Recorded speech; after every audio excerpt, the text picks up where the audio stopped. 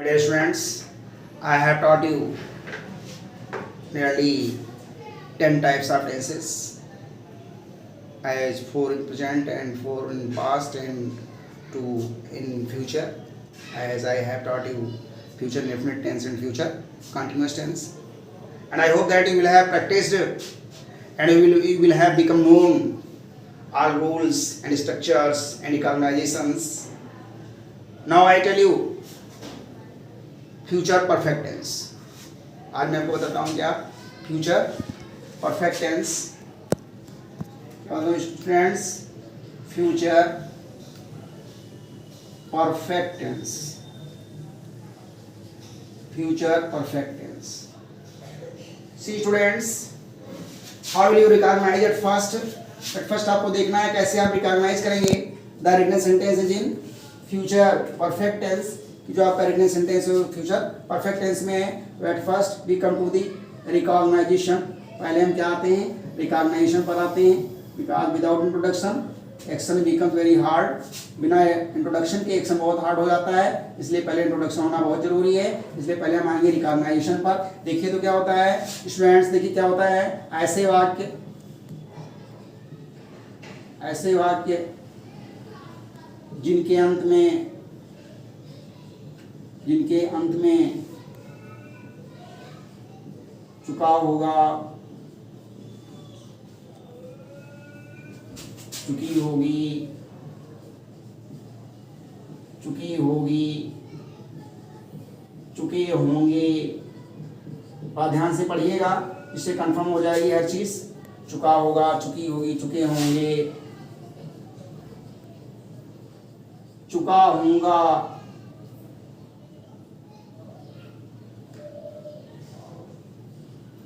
चुका होऊंगा या लिया होगा,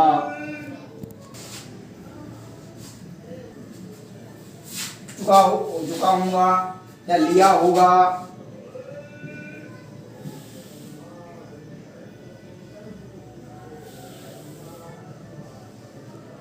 दिया होगा,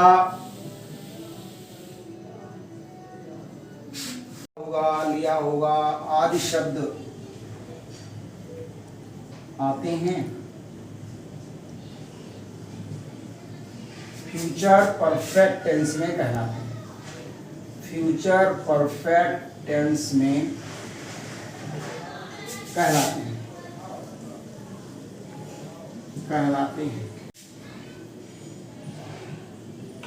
हैं In this way, now you have become confirmed the recognition of future perfect tense. चुका होगा, चुकी होगी, चुके होंगे, चुका होऊंगा, दिया होगा, लिया होगा, इन शब्दों पर विशेष ध्यान देना है। यदि वाक्य के लास्ट में ये शब्द आ रहे हैं तो समझ लीजिए आपका रिटन सेंटेंस जो लिखा हुआ वाक्य है और फ्यूचर परफेक्ट टेंस में किसमें है फ्यूचर परफेक्ट टेंस में। In this way now you can become confirmed about the recognition of future perfect tense. Pronunciation, rules of translation. देखिए रूल्स ऑफ ट्रांसलेशन पर आते हैं। देखिए इसमें क्या करना होता है, इसके अंदर देखिए देखना होता है कि हेल्पिंग वर्ब, मेन वर्ब। तो फर्स्ट ऑफ ऑल क्या होता है, देखिए हेल्पिंग वर्ब विल हैव या शैल हैव का प्रयोग किया जाता है। शैल हैव का प्रयोग किया जाता है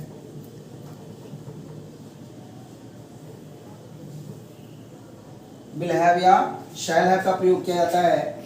और मेन वर्ब की सेकंड में क्या होता है, मेन वर्ब की थर्ड फॉर्म का प्रयोग किया जाता है। थर्ड फॉर्म का प्रयोग किया जाता है। और जो अन्य शब्द होते हैं, नंबर थर्ड, अन्य शब्दों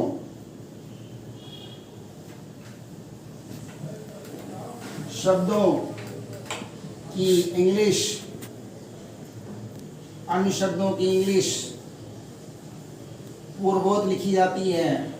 पूर्वोत मीन्स पहले की तरह, जैसे एनी टेंस में होता है अन्य शब्दों की इंग्लिश पूर्वक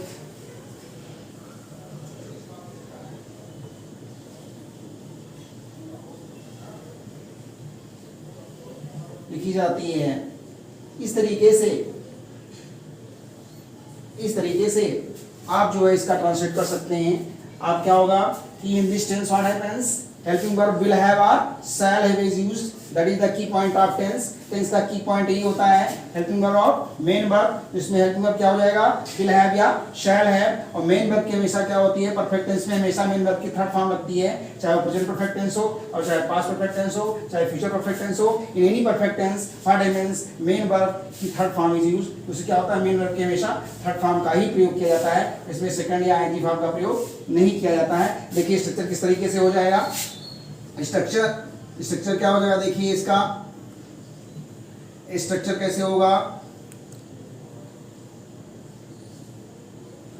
स्ट्रक्चर किस तरीके से इसका तैयार होगा, देखिए अफर्मेटिव में सेंटेंस आपका है, किसमें है, अफर्मेटिव में। सबसे पहले क्या हो जाएगा, हम सब्जेक्ट की इंग्लिश लिखेंगे और उसके तुरंत बाद क्या होगा, विल हैव या शैल हैव का प्रयोग करते हैं। और उसके तुरंत बाद क्या होता है, मेन वर्ब की कौन सी फॉर्म लगाते हैं, थर्ड फॉर्म लगाते हैं। और उसके तुरंत बाद क्या होता है, फिर ऑब्जेक्ट होता है और फिर क्या होगा, अदर वर्ड। इस तरीके से आपका अफर्मेटिव का स्ट्रक्चर होता है। और यदि आपका निगेटिव में है सेंटेंस, किसमें है, निगेटिव में मान लीजिए सेंटेंस दिया गया है तो क्या होगा, सब्जेक्ट होगा, सब्जेक्ट के तुरंत बाद क्या हो जाएगा, विल या शैल हो जाएगा, विल या शैल। और इसके तुरंत बाद क्या होता है, नॉट होता है। फिर इसके बाद हैव लगाएंगे और हैव के बाद फिर वही मेन वर्ब की थर्ड फॉर्म, और मेन वर्ब की थर्ड फॉर्म के बाद क्या होता है, तुरंत ऑब्जेक्ट। और इसके बाद फिर क्या हो जाएगा, अदर वर्ड, इसको कॉम्प्लीमेंट भी कह सकते हैं। तो इस तरीके से आपका नेगेटिव का स्ट्रक्चर हो जाता है। यदि आपका सेंटेंस इंट्रोगेटिव में है, किसमें है, इंट्रोगेटिव में है, शी। देखिए बेटा आपका सेंटेंस किसमें है, इंट्रोगेटिव में है, किसमें है, इंट्रोगेटिव में। तो वैसे बताया गया आपको कि इंट्रोगेटिव सेंटेंस दो प्रकार का होता है। कितने प्रकार का होता है, दो प्रकार का होता है। फर्स्ट क्या होता है, क्या शब्द से शुरू होने वाले वाक्य होते हैं। क्या होता है, क्या शब्द से, मान लीजिए सेंटेंस आपका किसमें है, इंट्रोगेटिव में है, किसमें है, इंट्रोगेटिव में। तो इसमें फर्स्ट टाइप क्या होता है, क्या शब्द से शुरू होने वाले वाक्य होते हैं। क्या होता है, क्या शब्द से शुरू होने वाले वाक्य होते हैं, शुरू होने वाले वाक्य। मान लीजिए इस तरीके से सेंटेंस आता है और इसको इंग्लिश में कन्वर्ट करना है, तो कैसे करेंगे, देखिए कैसे करेंगे, इसको कन्वर्ट करेंगे इंग्लिश में। देखिए क्या होगा, सबसे पहले हम क्या के लिए क्या लगाएंगे, हेल्पिंग वर्ब लगाएंगे, वो भी हेल्पिंग का प्रिंसिपल वर्ड होता है, विल या शैल लगाएंगे। इसके तुरंत बाद क्या होता है, सब्जेक्ट की इंग्लिश लिखते हैं और इसके बाद नॉट है तो नॉट लगाएंगे, नहीं तो फिर क्या होगा, हैव होगा। और हैव के तुरंत बाद क्या हो जाएगा, मेन वर्ब की थर्ड फॉर्म का प्रयोग करते हैं। और इसके तुरंत बाद क्या होता है, ऑब्जेक्ट। और ऑब्जेक्ट के तुरंत बाद क्या होता है, अदर वर्ड, इसको कॉम्प्लीमेंट भी कह सकते हैं। और फिर क्वेश्चन मार्क पुट कर देते हैं, जिसमें ये structure of interrogative first type of sentences prepared, completed, तैयार हो जाता है। इसको आप इंग्लिश में जो है यस या नो टाइप वाले सेंटेंस भी कहते हैं। देखिए और सेकंड टाइप में आपका सेंटेंस दिया हुआ है, मान लीजिए ऐसे वाक्य दिए हुए हैं, ऐसे वाक्य के बीच में कोई क्वेश्चन वर्ड दिया होता है, तो क्या होता है, दिए हुए क्वेश्चन वर्ड की इंग्लिश सबसे पहले लिखते हैं। क्या होता है, दिए हुए क्वेश्चन वर्ड की इंग्लिश पे लिखते हैं। इसके बाद क्या हो जाता है, विल या शैल, क्या हो जाता है, विल या शैल। इसके तुरंत बाद क्या हो जाता है, सब्जेक्ट होता है और सब्जेक्ट के तुरंत बाद क्या लगाएंगे, नॉट लगाते हैं। और नॉट के तुरंत बाद क्या है, मेन वर्ब, नॉट के बाद हैव लगाएंगे, क्या लगाएंगे, हैव। और फिर क्या हो जाएगा, मेन वर्ब की थर्ड फॉर्म, क्या लगाएंगे, मेन वर्ब की थर्ड फॉर्म। तो इसके बाद तुरंत क्या होता है, ऑब्जेक्ट हो जाता है और फिर क्या होता है, अदर वर्ड होता है। और फिर लास्ट अदर वर्ड प्लस क्या होता है, फिर क्वेश्चन मार्क पुट कर देते हैं। क्या करते हैं, क्वेश्चन मार्क पुट कर देते हैं। इंग्लिश में your second type of interrogative sentence structure is completed. इस तरीके से सेकंड टाइप का जो इंट्रोगेटिव का सेंटेंस का स्ट्रक्चर है वो कंप्लीट होता है। तो in this way now you have become confirmed the structure in recognisation of future perfect tense. अब आप जो है एक स्ट्रक्चर और रिकॉग्नाइजेशन से कंफर्म हो गए होंगे कि क्या स्ट्रक्चर होता है और रिकॉग्नाइजेशन क्या होता है। अब आसानी से आप जो है इसको सही से समझते हुए आप इसको ट्रांसलेट कर सकते हैं, या इंग्लिश में कोई सेंटेंस लिखा हुआ है तो उसको आसानी से पहचान सकते हैं कि ये सेंटेंस किस टेंस में है, चाहे वो इंग्लिश में हो या हिंदी में हो। यदि हिंदी में होता है तो उसको इंग्लिश में करना होता है, और यदि इंग्लिश में दिया हुआ है तो उसको पहचानना होता है, या फिर सुटेबल वर्ब को फिलअप करना होता है। तो in this way both kinds you can confirm yourself about the future perfect tense. दोनों तरीके से आप फ्यूचर परफेक्ट के बारे में कंफर्म हो सकते हैं। देखिए कुछ एग्जांपल भी देते हैं। ऐसे कह दिया जाए कि हरि ने अपना गृह कार्य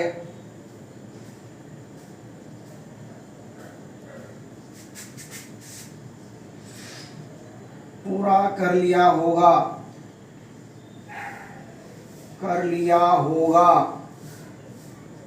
इस तरीके से मान लीजिए हिंदी में सेंटेंस लिखा हुआ है, हरि ने अपना गृह कार्य पूरा कर लिया होगा। इस तरीके से मान लीजिए सेंटेंस लिखा हुआ है हिंदी में, इसको इंग्लिश में कन्वर्ट करना है। फर्स्ट ऑफ ऑल हम देखिए इसको रिकॉग्निशन में लाएंगे कि कैसे इसको पहचाने कि ये सेंटेंस किस टेंस में है। तो देखिए इसमें लास्ट में आया है लिया होगा, इससे कंफर्म हो गया कि फ्यूचर परफेक्ट टेंस में है। और फ्यूचर परफेक्ट का ये अफर्मेटिव सेंटेंस है। कौन सा है? अफर्मेटिव सेंटेंस है। तो अफर्मेटिव सेंटेंस में देखिए क्या होता है, सबसे पहले सब्जेक्ट इंग्लिश लिखते हैं तो सब्जेक्ट क्या हो जाएगा? हरि हो जाएगा। और हरि जानते हैं ये ही, इसको प्रोनाउन के रूप में लेते हैं तो ही होता है। तो ही सीट के साथ क्या लगाते हैं? विल का यूज होता है। तो क्या हो जाएगा? Hari will have. क्या हो जाएगा? Hari will have. फिर क्या वर्ब की थर्ड फॉर्म लगाते हैं? मेन वर्ब क्या है? पूरा करना। पूरा करने के लिए क्या होती है? कंप्लीट होती है। क्या होती है? कंप्लीट होती है। और कंप्लीट में देखिए थर्ड फॉर्म लगाना है तो क्या हो जाएगा? कंप्लीटेड हो जाएगा। तो हरि विल हैव कंप्लीटेड। और ही के साथ अपने ही के साथ अपनी इंग्लिश क्या लगाते हैं? हिज लगाते हैं। तो क्या हो जाएगा? Hari will have completed his homework. His homework. इस तरीके से आपका अफर्मेटिव बन जाएगा। जैसे बात निगेटिव में मान लीजिए ऐसे कह दिया गया कि हरि ने अपना गृह कार्य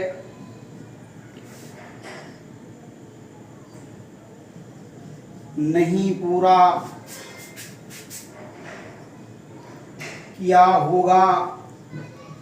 इस तरीके से मान लीजिए सेंटेंस दिया हुआ है कि हरि ने अपना गृह कार्य नहीं पूरा किया होगा। इस तरीके से सेंटेंस है। तो फिर क्या हो जाएगा इसमें? देखिए निगेटिव में है तो क्या हो जाएगा? Hari will not have completed his homework. इस तरीके से आपका नेगेटिव सेंटेंस बनेगा। क्या होगा? इस तरीके से आपका नेगेटिव सेंटेंस तैयार होगा। देखिए क्या होगा? जब हरि है, हरि देखिए हरि को आप नाउन के रूप में ही मानेंगे। और ही के लिए क्या होता है? ही के साथ क्या होता है? विल लगाया जाता है। क्योंकि आपको बताया जा चुका है कि आई भी के साथ क्या होता है? शैल। और सभी के साथ क्या होता है? विल का प्रयोग किया जाता है। तो क्या हो जाएगा? Hari will not have completed his homework. इस तरीके से हो जाएगा। तो मान लीजिए ऐसे वाक्य ऐसे नो टाइम में बोले जाते हैं या क्या शब्द शुरू किए जाते हैं तो क्या हो जाएगा? देखिए क्या हरि ने अपना गृह कार्य पूरा कर लिया होगा।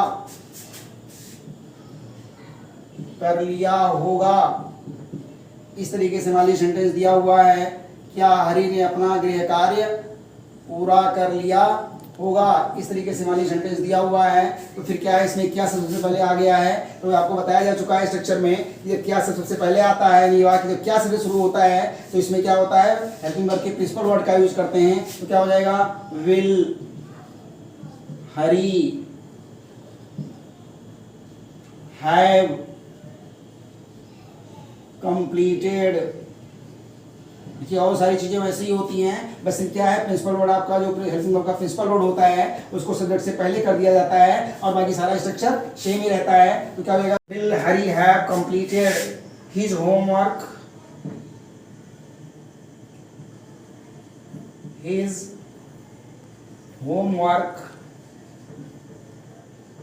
इस तरीके से आपका ये सेंटेंस कंप्लीट हो जाएगा। इस तरीके से आपका इंग्लिश में कन्वर्जन होगा। इसका जो है सेंटेंस देखिए ऐसे है जैसे वाक्य के बीच में कोई क्वेश्चन आ रहा है। सब लोग को दिया है कि मैं लोग कह दिया गया हरि ने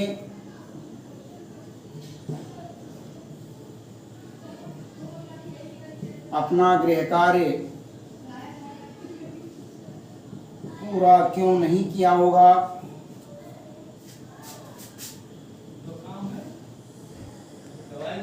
हरि ने अपना गृह कार्य क्यों पूरा नहीं किया होगा। इस तरीके से वाले सेंटेंस दिया हुआ है। देखिए इसमें क्या है? बीच में क्वेश्चन वर्ड दिया हुआ है तो इसकी सबसे पहले लिखेंगे तो क्या हो जाएगा? क्योंकि इंग्लिश क्या होती है? वाई होती है। तो क्या हो जाएगा? Why will Hari not have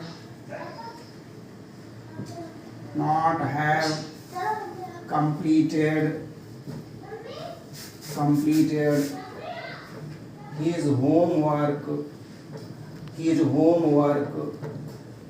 इस तरीके से आपका देखिए ये जो सेकंड टाइप आपको इंट्रोगेटिव सेंटेंस है, इसके बाद के बीच में क्वेश्चन कोई आता है, वो देखिए इस तरीके से कंप्लीट होगा. Why will Hari not have completed his homework? Now you have become confirmed about all types of structure and how will you translate from Hindi into English and how will you find out English sentence that in what tense it is given, किस tense में दिया हुआ है, शायद आपको confirm होगा.